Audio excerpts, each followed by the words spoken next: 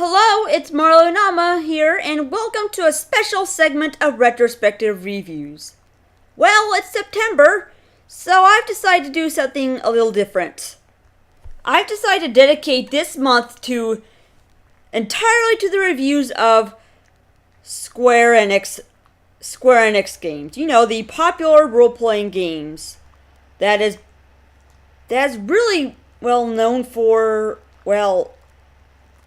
changing the world of JRPGs. It's gonna be a special review series month this time. Every year in September, it's gonna be a special review month where I review a Square Enix game every September. It's sort of like how Spoonie reviews a Reb Brown movie every February, and how the Nostalgia Critic used to review a Disney movie every December. It's gonna be like that. So for those of you who are really into my ranting reviews and really like it, you're going to be a bit disappointed because I'm not going to be doing it here, because there's a lot of good games that Square Enix made, and even before they became Square Enix. So for this, I'm also going to do positive reviews. You could have said I've done it last year with Final Fantasy: The Spirits Within, but that was only just one review. I'm actually gonna do multiple reviews throughout the month of September of pretty much games that came in chronological order.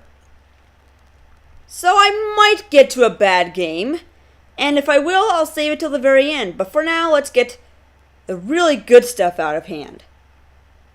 This is Squaretember.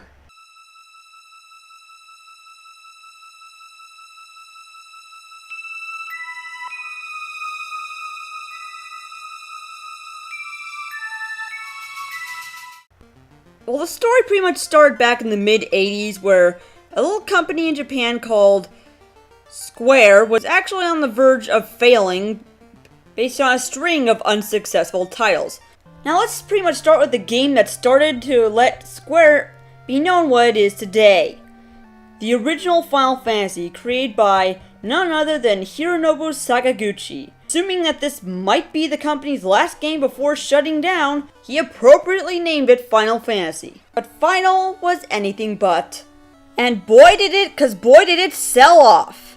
The gameplay and the story pretty much dragged people in at the time. I mean, back in the late 80s, you barely saw role-playing games that were this strategic and very well detailed as it planned out. It was mostly like first-person games and side-scrollers, and just typical side-scrollers like you see in typical D&D type games, because you know this was the 80s.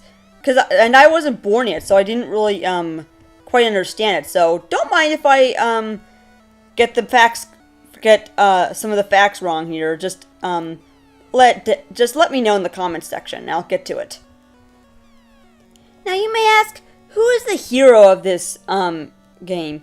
Well, to tell you the truth, there really was no hero. The hero was whoever you want it to be. Yes, it actually had a fully customizable party with no default names. And so, whoever you picked were all the main characters. This pretty much include the fighter, white mage, black mage, and thief, etc.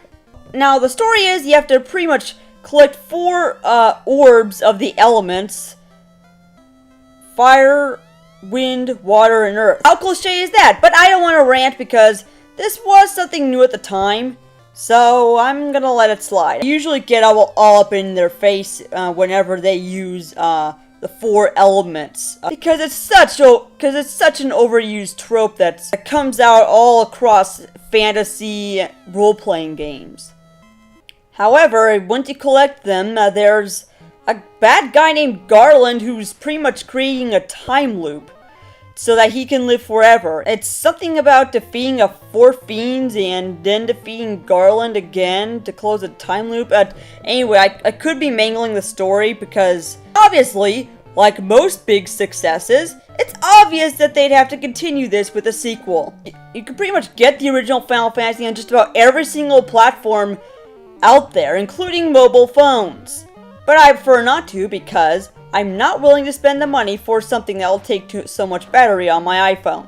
And so after that, they basically created Final Fantasy II, which had a very controversial leveling system that's similar to the criticism of the junctioning in Final Fantasy VIII and the linear gameplay in Final Fantasy XIII. I mean, they've just released Final Fantasy III on the Steam network until the fall of 2006 when it came out on the DS, on the Nintendo DS.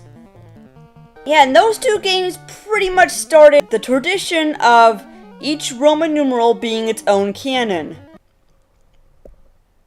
I will be able to cover more games outside of the realm of Final Fantasy next week.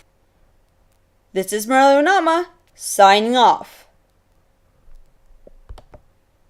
Happy Squaretember!